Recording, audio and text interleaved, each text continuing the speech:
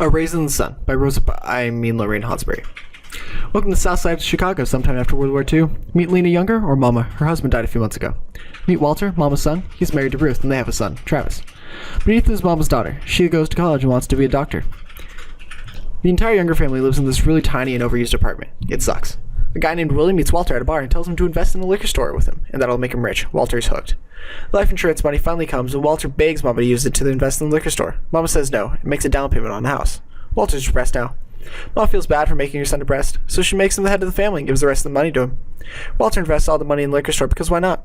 The homeowners association shows up and is like, hey, we don't want you here. We'll give you money. Walter then finds out that the liquor store investment was a scam and that he lost all his money. Now everyone is sad because they're broke and aren't welcomed anywhere. The homeowners association comes back to buy the house. Youngers say screw it and move anyways. A Raisin in the Sun raises two key arguments. I'm funny. The first argument raised is that the true equality between all people cannot be achieved without drastic and bold changes. Despite the great advances that have already taken place in racial equality at this point in time, it is clear to see that there is still much to change. When Walter says, I drive a man around in his limousine and I say, yes, sir, very good, sir. That ain't no kind of job. Hansberry, 73, showing how he is still slave to the rich white peasants. The Youngers are a proud family, but when they're faced with the choice to take a large step forward for equality, they start to fear it. We see here in this point in time, Ruth take charge saying, but we got to move. We got to get out of here.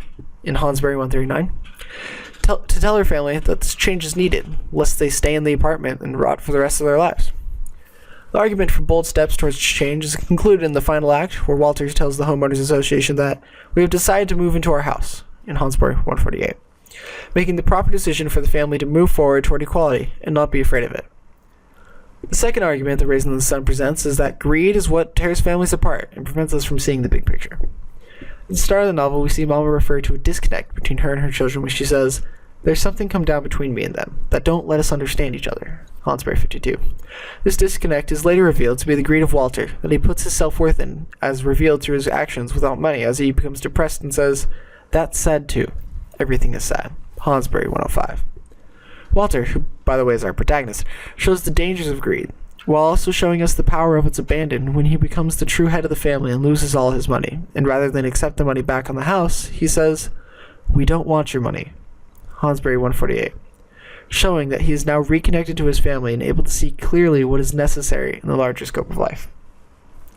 TLDR, A Raisin in the Sun by Lorraine Hansberry is a play about not being afraid of change, and to take risks to achieve it. That also warns to not let greed allow itself to become more important than your family.